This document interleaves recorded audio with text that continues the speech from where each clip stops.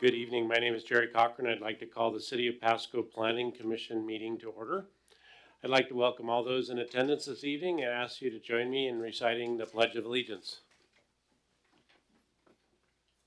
I pledge allegiance to the flag of the United States of America and to the republic for which it stands, one nation, under God, indivisible, with liberty and justice for all.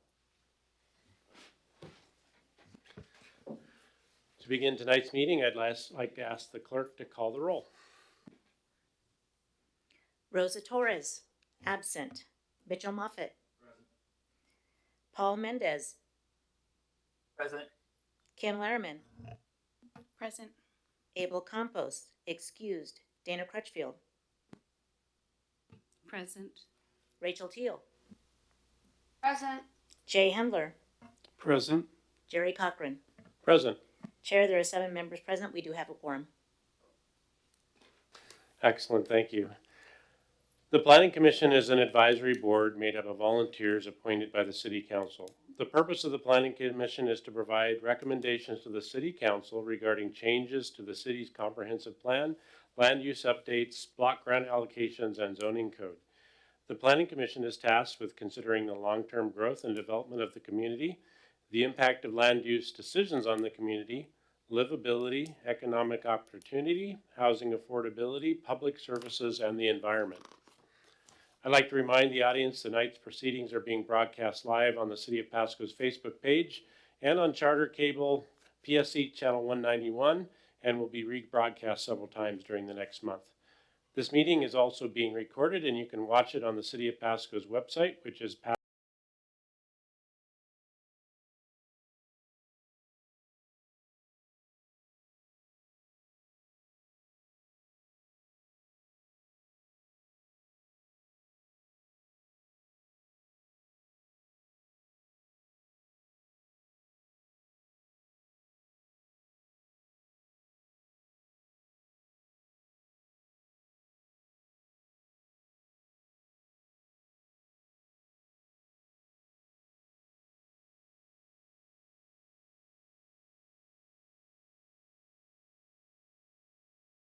I know the clerk has, but we have a new member that has joined us that wasn't present at roll call. So we'll just make that note, I guess.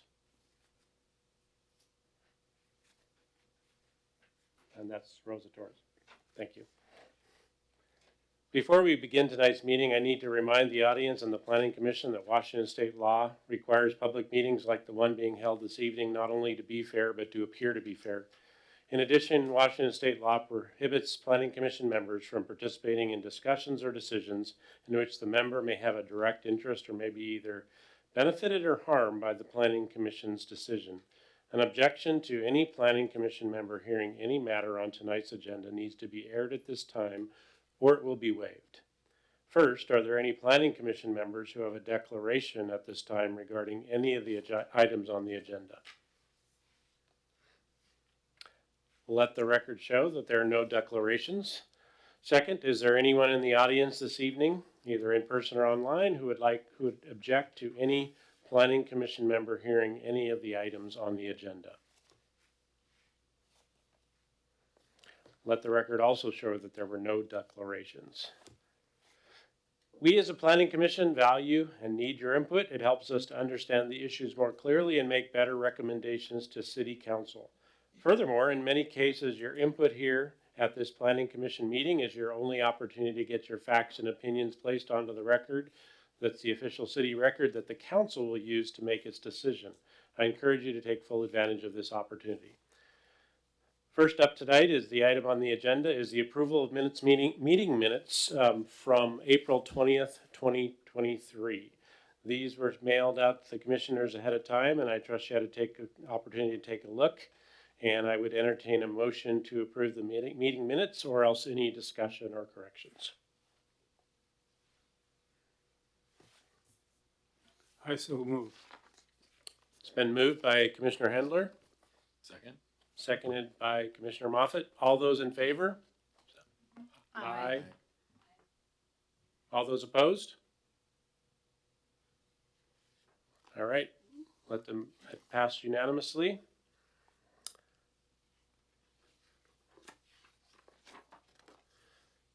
We have unfinished business, which is the shoreline master, old business, unfinished kind of also. The shoreline master program update, periodic review. We have another installment with, I believe, staff and the consultants for an update. So, go ahead. Thank you, Mr. Chair and Commissioners. My name is Jeffrey Adams. I'm the Associate Planner for the City of Pasco. I've been the Associate Planner for nearly 20 years now. And I was actually the lead on the original Shoreline Master Program for the city in 2015. And so I've been tasked with updating it in conjunction with our consultants tonight. For the benefit of the viewing audience, I would like to make this brief summary before turning the time over to our consultants tonight.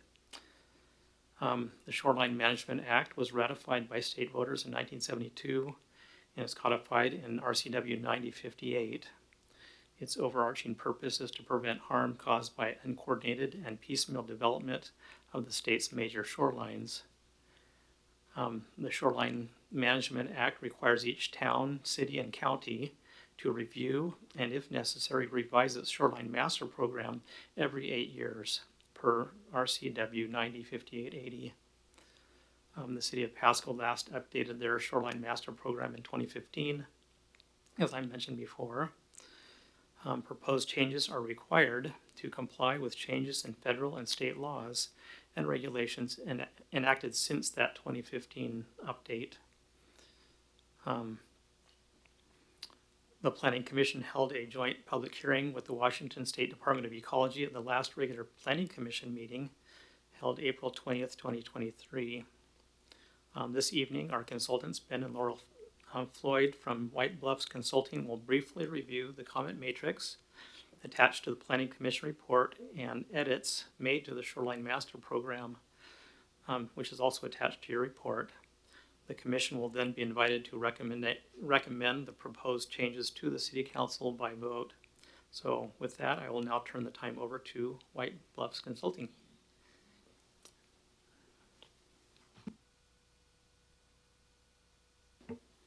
Good evening. It's good to be back with you. So Jeff has covered many of these items here. I'm just going to slide this over.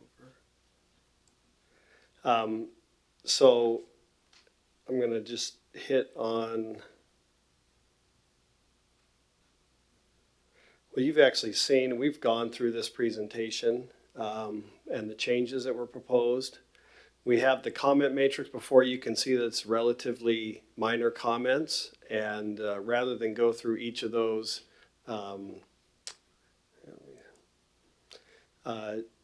items, I just wonder if you have any questions about any of those changes that are proposed that are before you in that comment response matrix. So this is both the plan, the program with the changes, and also the comment matrix. You want to take questions? Yeah. I think there was comments from a number of the commissioners, so I'll go ahead and open it up for that discussion.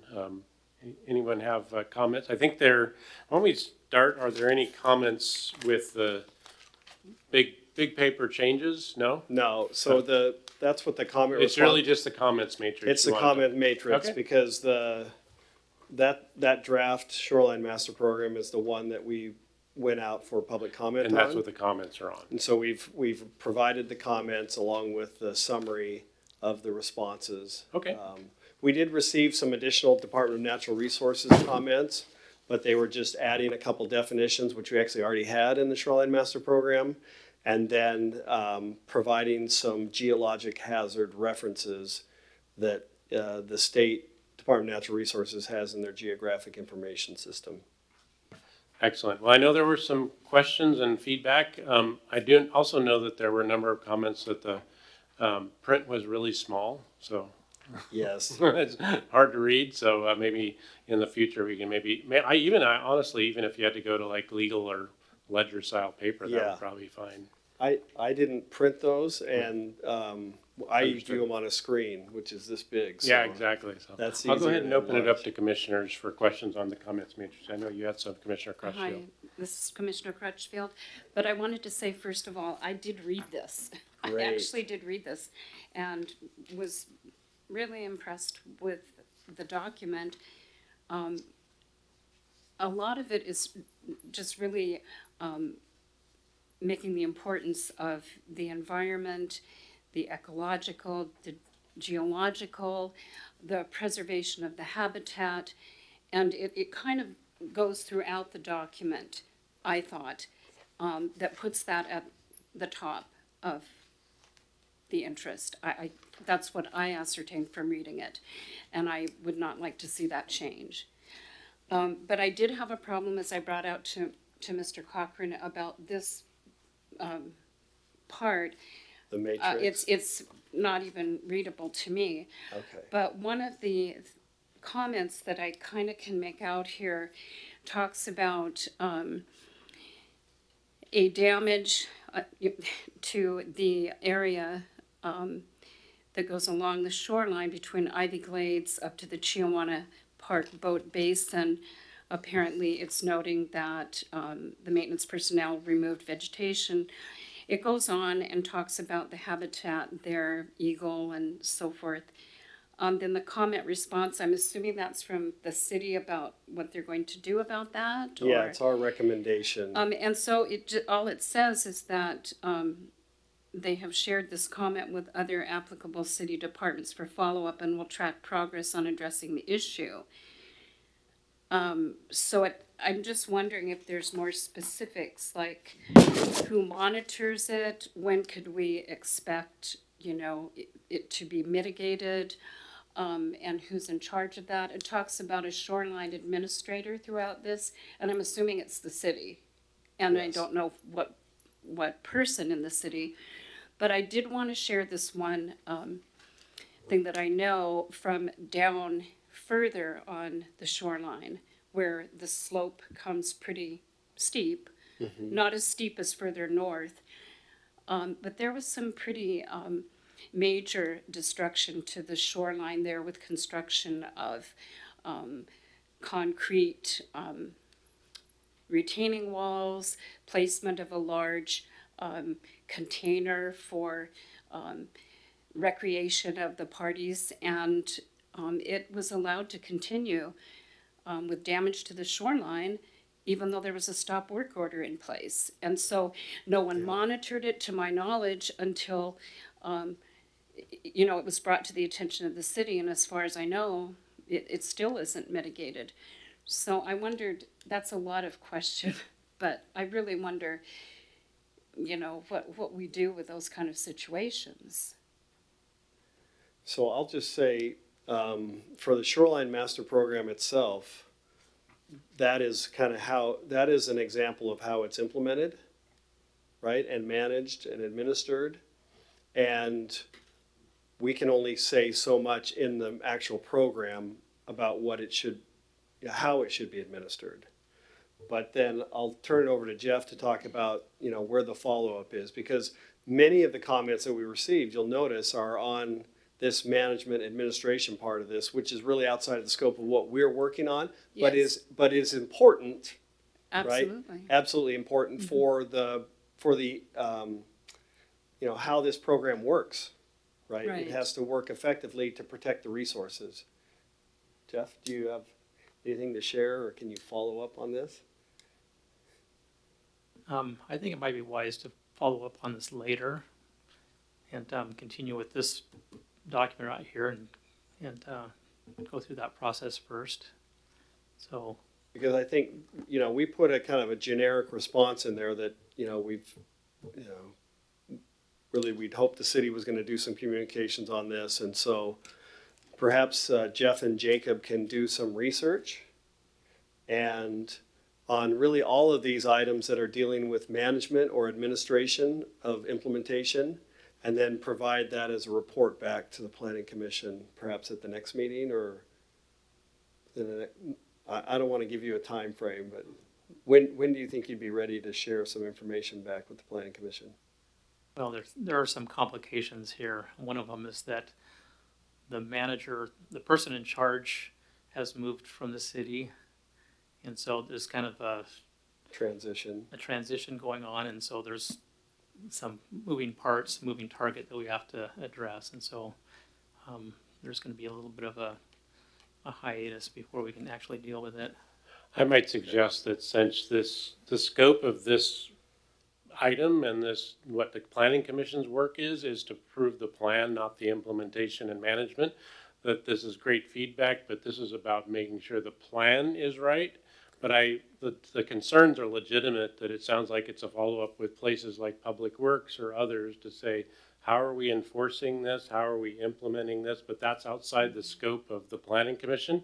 It's also a valid concern to bring up with the council as they look at this, because the council will hold city accountable for the implementation, but our role is the plan itself or the program itself. So I think you rightfully point out and as you rightfully point out that our role is not about the implementation and management, but these are valid concerns. So does that help? Greetings, Commissioners. Not sure Go ahead. if I can be heard.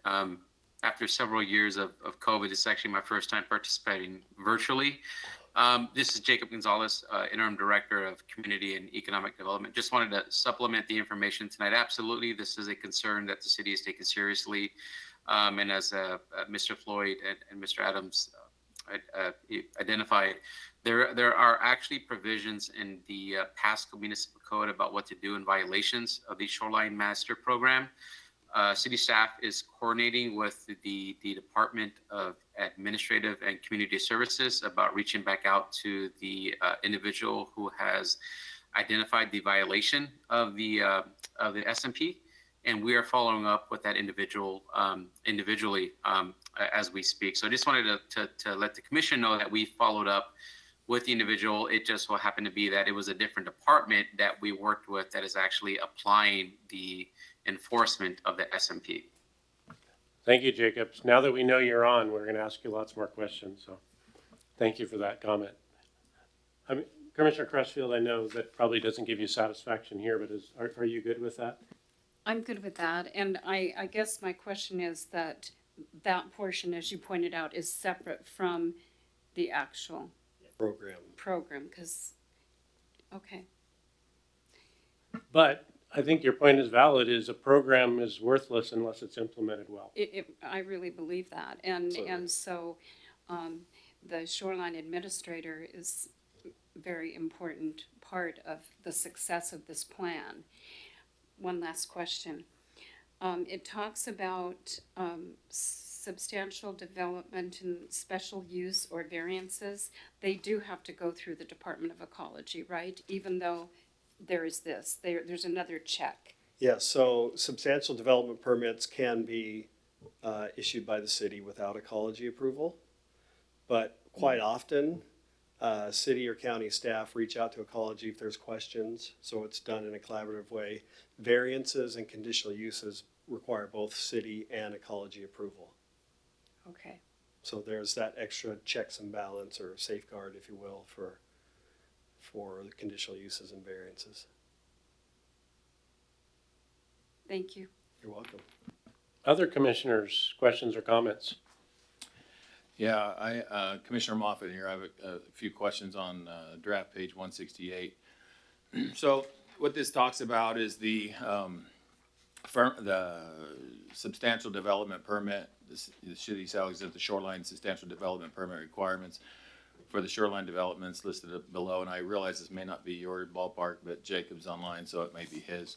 My question is, if you look at this, the increases over the period of 8 years is only $2,088, which is approximately 30%. And I would like to know what the city's average property values are, because to me that seems like a very low increase, because my house has gone up way more than that. My house is about 100% in that same time frame. So why are we only increasing that 30%? Is the first question. And then my second question, it's kind of adjacent to that. Why do we have this at all? If we're going to allow people to, for example, build a dock and say if you build a dock cheaply, You know, maybe throw some 55-gallon drums together and some 2x10s, and as long as you're under this value, hey, no problem, you don't need a permit. So I'm not understanding, and maybe that's just me, so. I think I can answer both those questions. Okay, great. One, first of all, the figure for the for the substantial development permit threshold comes from the State Office of Financial Management. So, and I believe it's indexed to the consumer price index that is probably based out of the Seattle market. And it has gone up quite a bit. I understand, you know, there's maybe a lag, but this, I think it's as of July 2022 was the latest update. So you've got almost a year of cost increases that haven't been reflected. And this is already indexed, so when OFM changes the threshold, it automatically becomes the new threshold for the city, even if it says in there that it's, you know, only $8,000. So it's automatically indexed. Second is, we have specific standards in other sections of the SMP for docks, and you can't just do a couple barrels and it has to be an approved dock. There's specific lighting requirements, there's specific grading requirements, material requirements, dimensions. So, and it's pretty easy to get above that threshold. Now, you also are on the McNary Pool, which is regulated by the U.S. Army Corps of Engineers. And there's only so many new docks that they're allowing, and you may already be beyond that. So in some ways, this could be an academic discussion because there really aren't, except for maybe upgrades or replacement of existing docks. My guess is there will be very few, if any, additional docks put on the McNary Pool. Yeah, that's all the way up. I live in Chelan and as well, and that's all the way up the Columbia, all the way. You can't Yeah. put many more docks on. Yeah. That was 2007, I think. And did I miss that because this document's so full, or is that not in this document? All that information you just gave me? The dock standards and everything are in there. The McNary Pool, the provisions out of the McNary Management Plan are reflected in the dock standards and referenced, but unless you're really looking for that, it might be hard to find. Understand. But they're in there, and the documentation that Jeff talked about from 2014, 2015, when he and I worked together on these, that is where we have more specific detail and supporting information for the provisions that are in the SMP. Understand. Thank you very much. That was very helpful. And You're I think welcome. that should definitely be a highlight in this section so people can pull that out, you know, because the public is going to be reading this too as well. Yes. Because Yeah. that's very important. And I remember a previous meeting we had, somebody in the audience brought up something like that as well. And that could have quelled the whole discussion, I think, that information you just gave. So thank you very much. You're welcome. Oh, that's a really good point. So Laura reminded us that while you're not going to do it as part of this grant, but once this plan is adopted, the program's adopted, the updated program, the city has been told by the state that they're likely a very good candidate for receiving money to prepare a user guide. And in the user guide, that's a great place to talk about what we've just discussed. And so we can take a note of that, and assuming that we'll be helping with that in the future, we can make sure that gets included. Yeah, I think we could discuss that in April. Now it's a great idea. So Yeah. okay, go ahead. Commissioner Lehrman. So Commissioner Muffet, I think it is on page 3 of 5 in the very bottom. There is some information about docks along with a hyperlink. However, it's very, very tiny, and so one would absolutely have to try to type in that whole hyperlink to be able to get the information I think that you just shared out. So thank you for giving us more information, and that was a really good question. I appreciate that. Thank you. Other commissioners, questions or comment, feedback on the phone?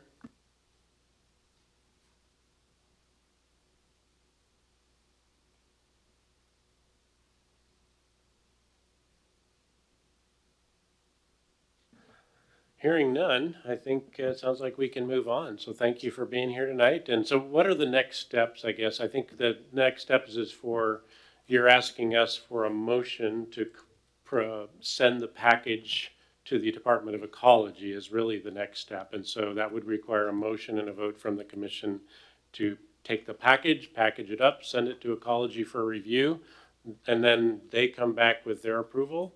So so you'll take action tonight, and you can even take action if you feel comfortable and are ready to say that council would approve it, subject to state support for it. But we'll share the draft red lines.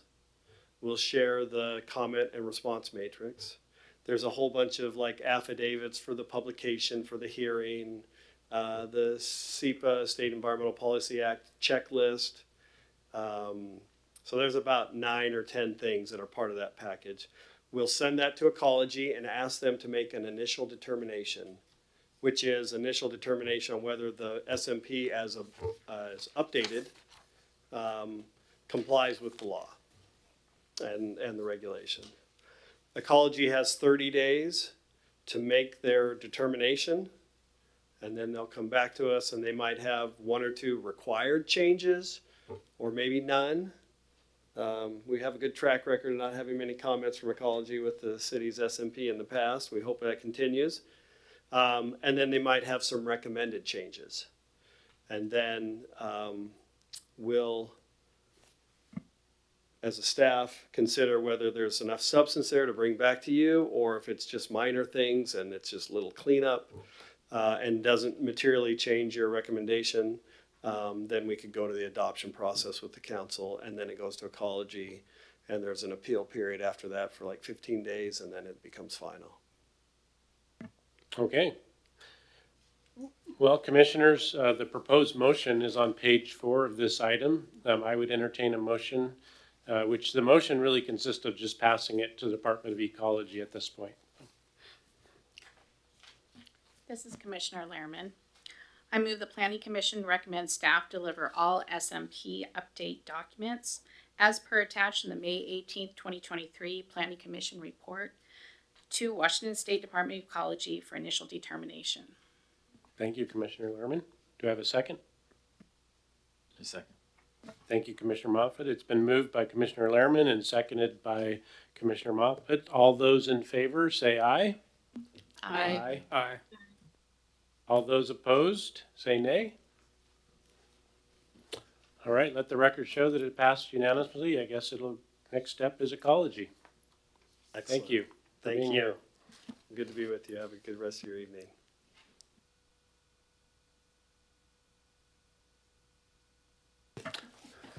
All right, we have no public hearing items, but we have the next item on the agenda is a workshop item, which is a memo on the Housing Action and Implementation Plan. I think that's in your packet, and I don't know if Mr. Adams is going to discuss that or if Jacob's going to come online and talk to us about that one. So I'll wait for whoever that is.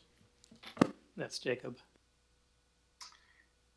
Good evening, members of the Planning Commission. Excited to join you virtually from Houston, Texas, actually, where I've been with staff and Mayor Barajas and City Manager Lincoln over the last several days with the National League of Cities.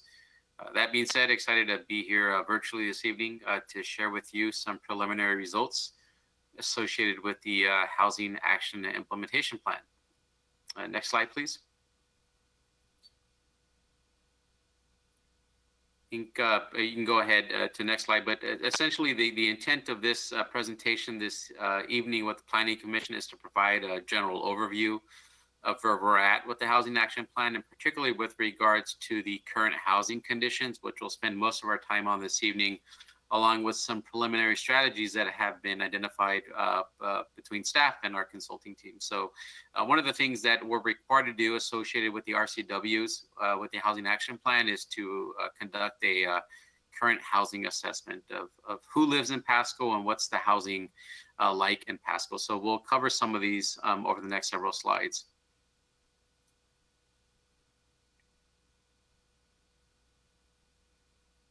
I don't know if any members of the Planning Commission need to know any more essentially about the rapid growth in the city of Pasco, but Pasco obviously is one of the fastest growing cities in the Pacific Northwest. We are home to just over 80,000 residents. We grow at approximately 2.5% per year. We are one of the youngest communities in the state of Washington, at a median age of about 29, just under 30. We've had a good increase in median household income across the community, just over $70,000 per year in terms of household income, although it's important to note that that income growth is not spread equally across all of our community members. Next slide, please. This slide just again covers the youth, the young here in the city of Pasco. Not only are we the youngest in the state, or one of the younger communities in the state, but certainly one of the younger counties in the state. In fact, the city of Pasco is younger generally than the entire county, Franklin County. Next slide, please. Again, the purpose of this slide is really just to show the Planning Commission and demonstrate the increase in smaller households that have increased over the duration between 2010 and 2019 and 2020. We've seen an increase of younger households and also a decrease in the average household size over the last several years. There's been a slight decrease in particular between 2021 and 2022.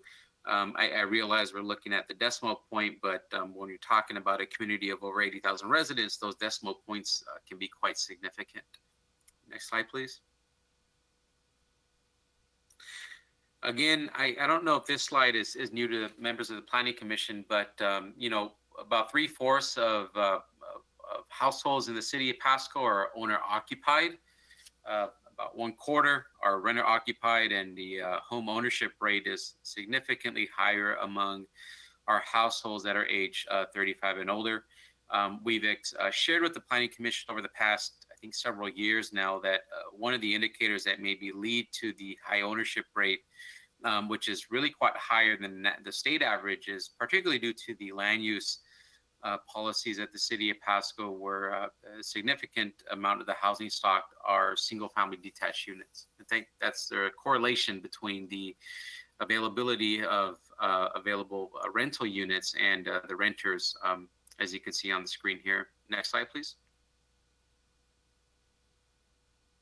And here's the data from the building permits that demonstrate and illustrate the relationship between the policies we've had and what we see on the ground today. Obviously, the single-family housing stock dominates the housing availability in the city of Pasco. There's been a decrease over the last 5 years, more than the previous 5 years between 2010 and 2021 or 2020, in the amount of multifamily units available, although we expect that number to dramatically increase over the next several years due to the private market meeting the demands of the growth, and also the recent changes to the city zoning code to increase and accommodate a variety of family and housing availability. Next slide, please. This is another slide that illustrates the increase of median household income. But as I mentioned to begin this presentation, that income growth has not been felt by all residents of our community equally. Certainly, there's some room to grow in terms of ensuring that income growth is being experienced by all of our members. It's important to note, I think, in conjunction with the Housing Action Implementation Plan, I think in July, we will probably be ready to share with the Commission at least a draft of the economic development strategy that is being prepared also by the city of Pasco. And I think what we'll be able to delineate is sort of the relationship between the jobs in Pasco and the incomes associated with those jobs in Pasco. We've shared with this commission before that Pasco exports roughly 50 to 60% of our jobs. Our households have jobs in other communities outside of Pasco and Franklin County, but they live in Pasco, and I think that explains the significant income growth for median households, or for households in Pasco. But for the jobs in Pasco, the wages remain a little bit lower. So there's some more work to do, but I think the development of that economic development strategy will begin to paint at least a much more comprehensive picture for us to identify if there are policy solutions to increase wages or incomes across the entire community. Next slide, please. So what does affordable mean? And we'll talk a little bit about that over the next several slides. The Department of Housing and Urban Development, as you'll see on the next slide, defines affordable housing as households that expend 30% or less of their household income on household costs. Next slide, please. Next slide. And some housing market trends.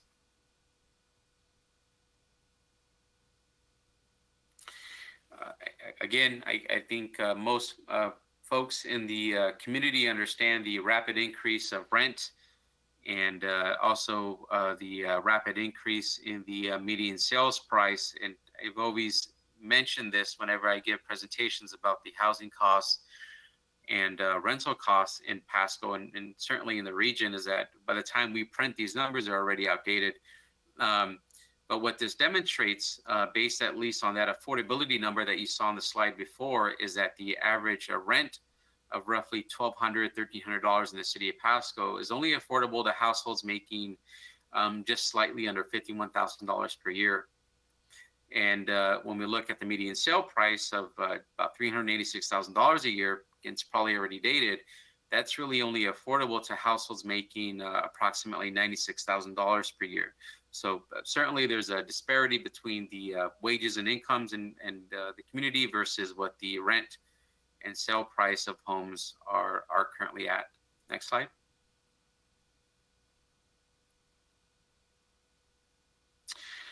There's been obviously an increase in the income between 2010 and 2021, but the magnitude of the changes differs by tenure.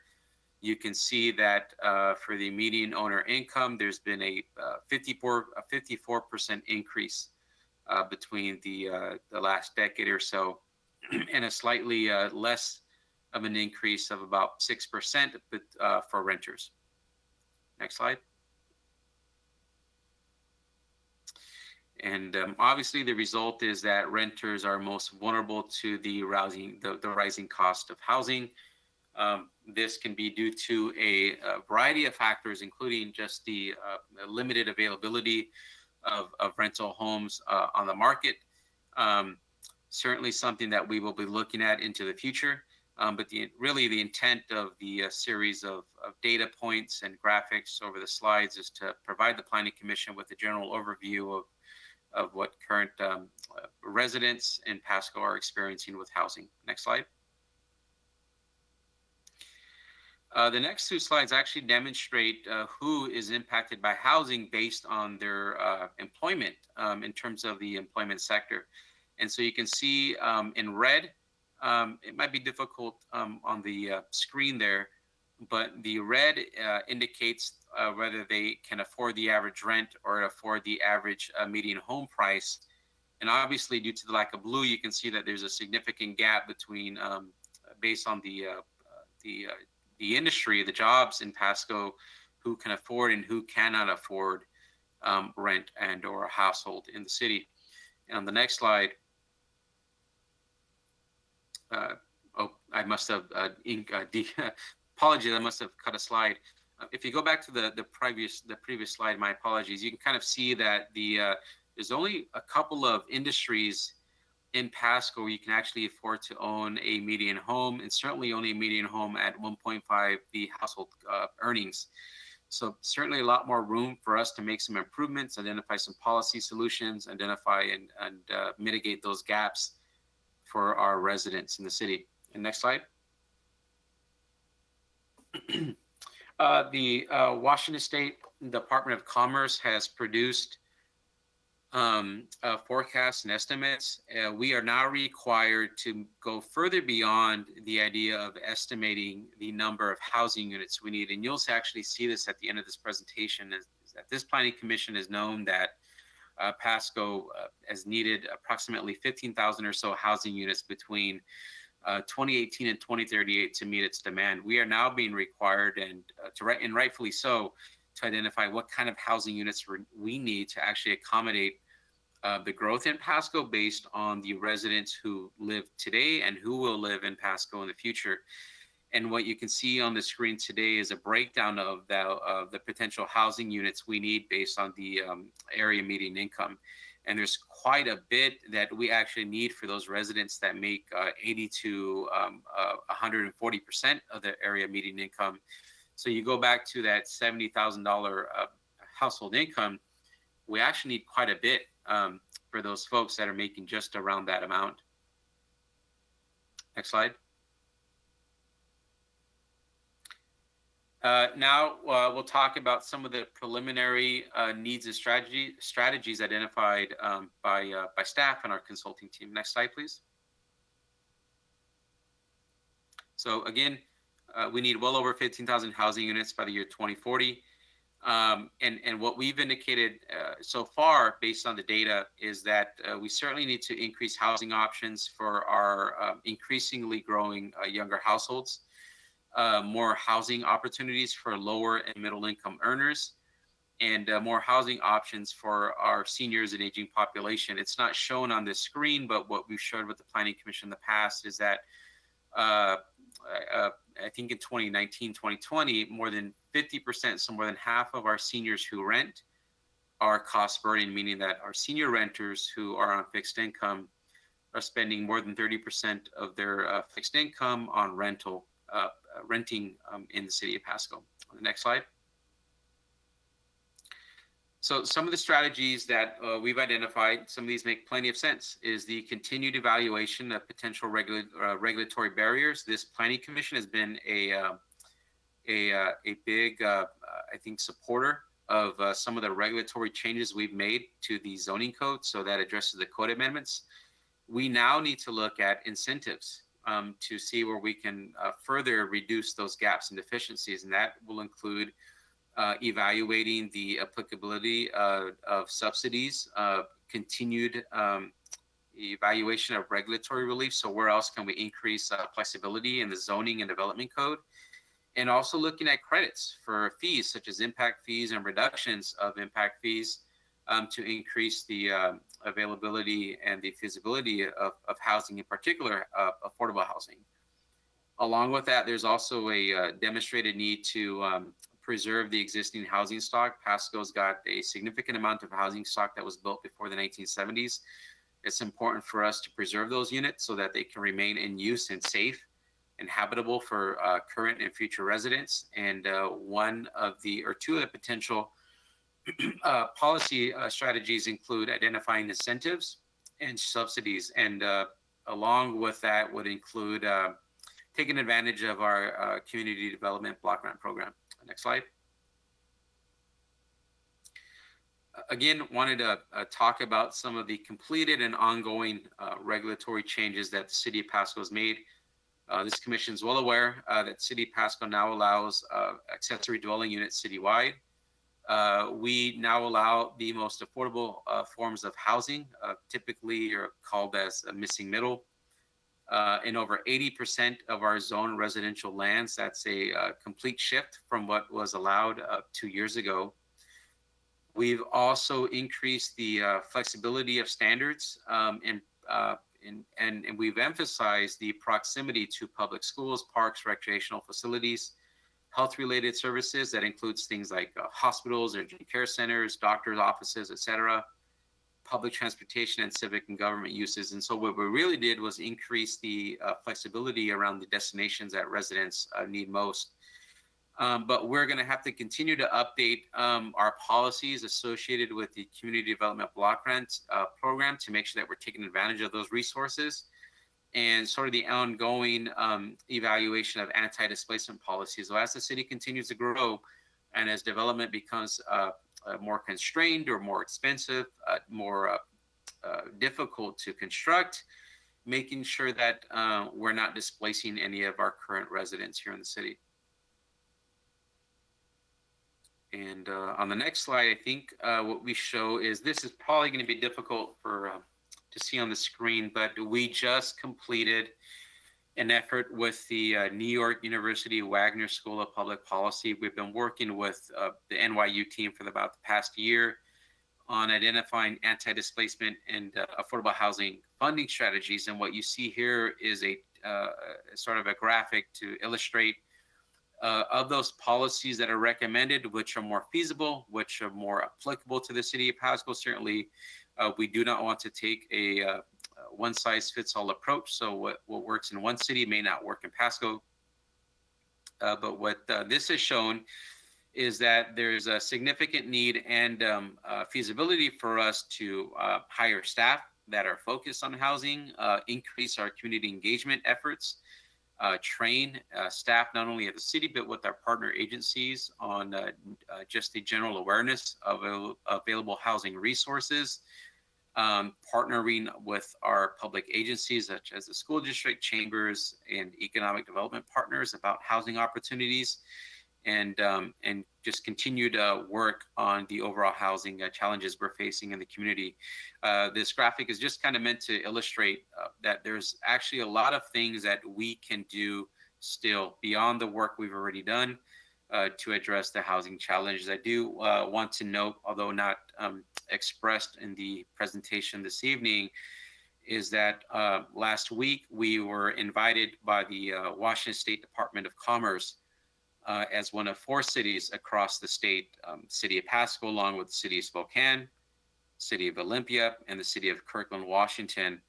Our staffs were all invited to help develop the best practice and model zoning code for the entire state of Washington to increase housing affordability. So we are certainly excited to continue working with our partners and look forward to coming back to the Planning Commission over the next several months with a refinement of these strategies and eventually the draft plan for your review. So with that, the presentation concludes, and happy to answer any questions. Thank you. Thank you, Jacob. Any questions from the commissioners? Go ahead. I have several. Commissioner Crutchfield speaking. I wanted to know, and you may have addressed this already, Mr. Gonzalez, if Kennewick and Richland are taking part in this through the Department of Commerce. Do they have an action plan or any drafting to do something similar? I don't know if they're and I'm not aware of Kennewick or Richland or communities in the region working on a specific housing action plan. City of Pasco was really one of only several east of the Cascades to take advantage of the opportunity and the incentive by the Department of Commerce. But what I do know is that each community in the state of Washington, at least those planning under the Growth Management Act, are required to include a housing element as part of our comprehensive plan. And although our recent comprehensive plan was just adopted, seems like yesterday, our next comprehensive plan will be due in June 2026. So the city of Pasco, along with our neighboring communities, will all be back in front of our decision makers, our planning commission and councils fairly soon with updates to those efforts. But in terms of the housing action plan, I think the city of Pasco was really only one of 52 communities that elected to participate in the effort. Thank you. I do have a couple more questions or concerns, actually. I understand that growth is projected. I don't know if it's just projected for Pasco per se or the community at large, because we are the Tri-Cities. But it does concern me that I'm just going to jump out there and say I feel that we are getting the cart before the horse. I've had a lot of communication with people that live here. They are very concerned about the traffic congestion. Road 68 is a mess. And, you know, there are some issues that I believe have to be asked about. The infrastructure of the roadways, the sewer system. It was built to accommodate a certain amount of growth, and I think hopefully that is being looked at as we are, or the planning department is proposing this aggressive growth. We only have so much capacity for traffic, sewer, again, to accommodate. I will say also that a lot of people that come here from larger metropolis, whether it's Seattle, Spokane, et cetera, they come here for a way of life or an environment that is different. And I understand that growth is inevitable. It's not like it was 50 years ago. I understand that. But also, zoning took place as a tool to help guide development and to help in certainty of one's investment in their housing. So I have a problem with part of this information that says they want to identify incentives to private developers via bonus densities and exemptions from certain development standards. So we're going to go down in standard. I would say that I've done a lot of driving around the community recently, well, actually for a long time, but recently in particular, in some of the developments up in the 68 corridor. And frankly, they have larger densities than what you're proposing. There are cars parked all along the street. The lawns, you may have a completely dead lawn next to one that is well taken care of.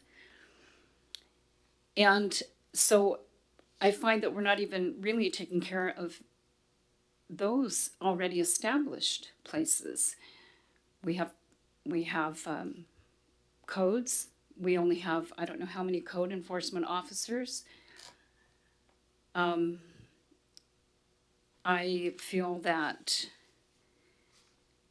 this is not a good thing for Pasco. I mean, certainly part of this is about recognizing there are people coming and we want to have affordable housing. I don't disagree with that. But necessarily the aggressive stance and just spreading it, citywide, I think that accommodating and thinking of the people that are coming here, projected to come here, is important. But I also think protecting the interests of those who have made this their home and are here is equally, if not more important, or just as important, certainly. So, also the document you provided said the homeownership rates have generally declined from 64% to 63%. It's 1%.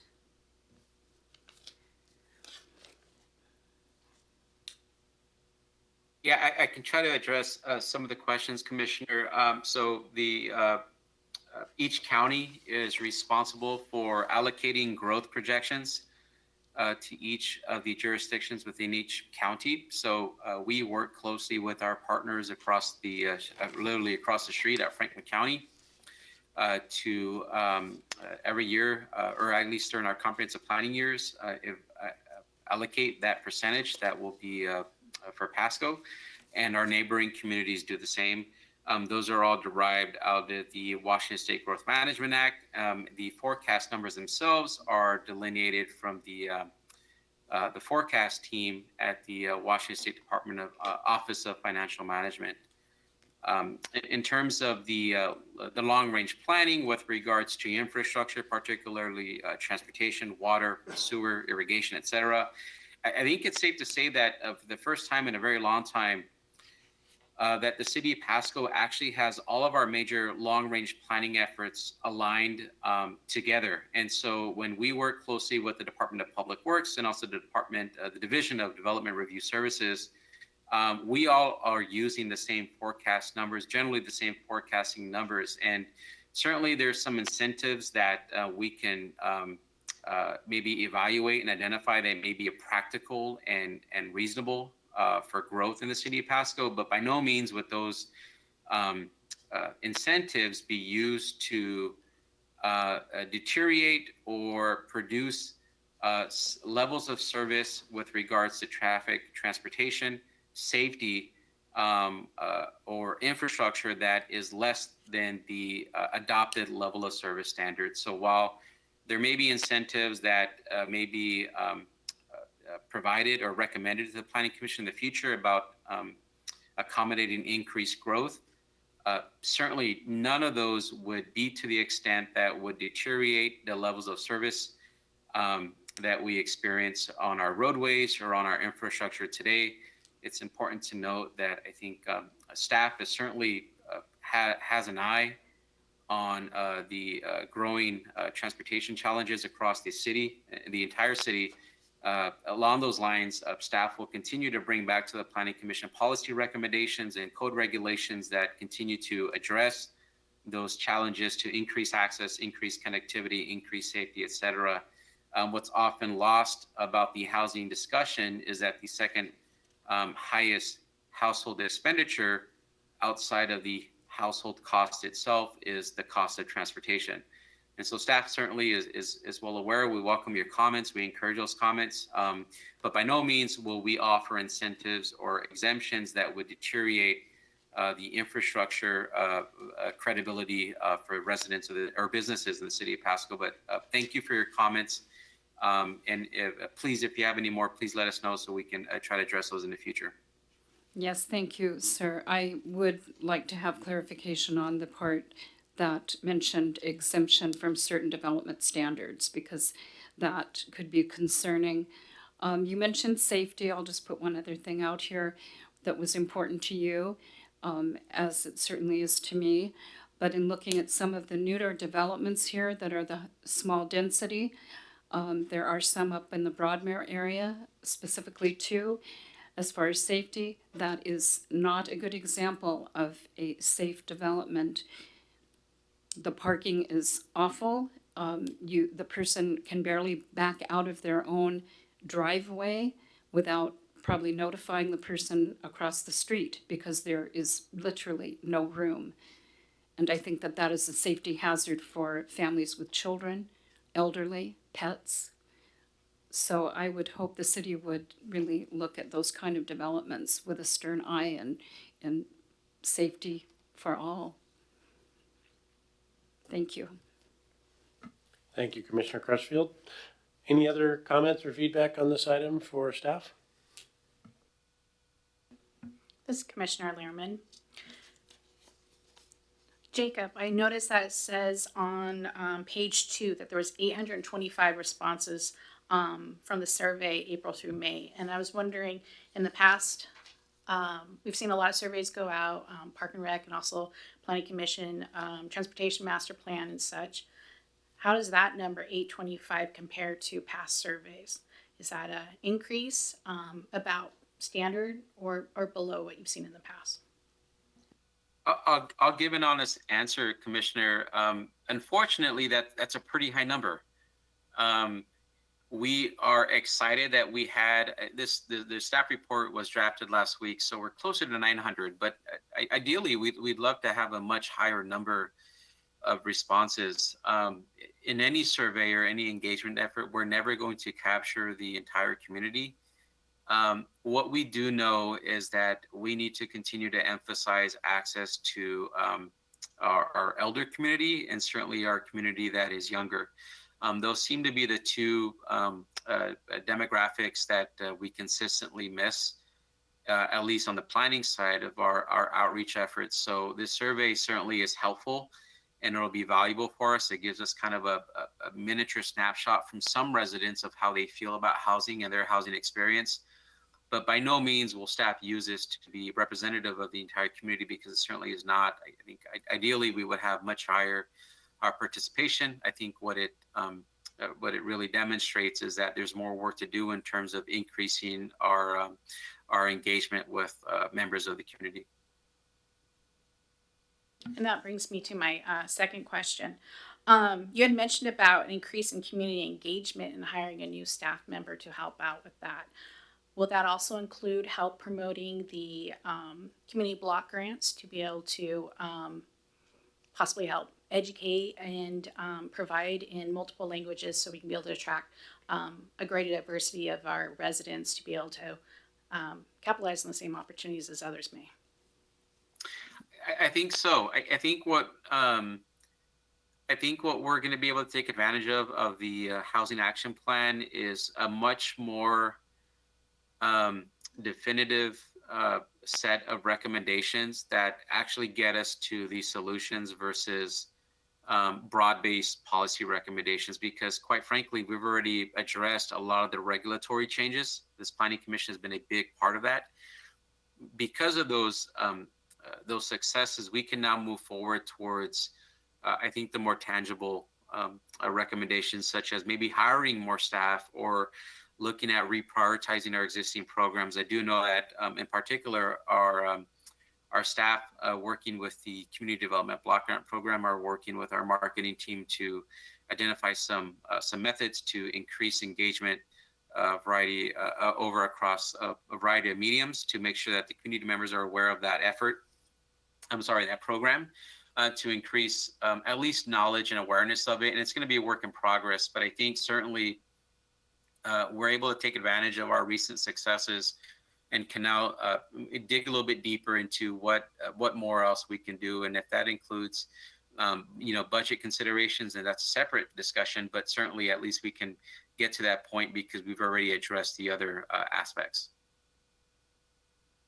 Thank you. All right, any other questions, comments, or feedback? Okay, hearing none, I guess we'll move on to the next item, which is other business, which is the comprehensive plan amendment docket. I assume, Mr. Gonzalez, this is the annual update of amendments for a comprehensive plan that comes up every year? It is, but this is just a brief summary of what was accomplished during the 2022 cycle. So it really is just an opportunity for staff to share with the Planning Commission. We've got 3 short slides. The City Council adopted several ordinances. In fact, you can see them, numbers 4649 through 4663 last month, that adopted, I think, 15 out of 16 comprehensive plan amendments that you saw over the duration of 2022 and the earlier parts of 2023. On the next slide, you will see the privately initiated amendments that were adopted by council. There was one amendment, you can see that in the lighter color, that was continued for the 2023 docket because of the pending environmental review. But outside of that item, all of the other private and city-initiated items that you can see on the next screen were recommended by the Planning Commission, by the City Council for approval. And those are now essentially in effect. And so what we will begin to see now over the next several months and likely several years are the corresponding rezones associated with these land use amendments. And on the next slide, just a quick overview that the 22 docket is now complete, and now we work on the 23 docket. And I think you'll be happy to know that we've only got 2 applications. One is the one that was continued from the 22 cycle. And then we have 1 new application. That period ended on May 1st. And we expect to bring these 2 items back to you this summer and early fall 2023. But really just an opportunity for us to thank the Planning Commission for your extensive involvement and effort in probably one of the larger dockets adopted in the state in recent time. Thank you for your time, and then just kind of give you an update about what's to come over the next several months with a much smaller docket for 2023. Excellent, thank you, Lee. Do you expect the city to come forward with its own set besides the 2 applications that I assume those are the private ones? And is the city plan to come forward, or do you expect the city to have some? I don't believe so at this point. We tried to address many of the inconsistencies last year, which explains just a significant amount of applications. But if we find any, we'll obviously bring those to the Planning Commission. But I think we were able to address most of the problematic and bigger deficiencies in our land use and zoning inconsistencies last year. So that allows us to maybe move forward with a much smaller docket in 23.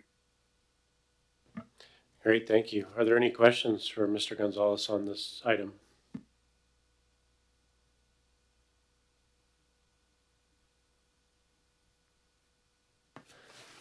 Okay, Hearing none, if there are any other, there's no other business or agenda unless anybody has any other questions or comments. And with no other questions or comments, I would recommend a motion to adjourn. This is Commissioner Lehrman. I move to adjourn this meeting. Thank you, Commissioner Lerman. I'll second. All right, it's been Commissioner Lerman seconded and Commissioner Moffett Commissioner Lerman moved and Commissioner Moffett seconded. The meeting moved and seconded. The meeting is adjourned at 7:35 p.m. Thank you, everybody.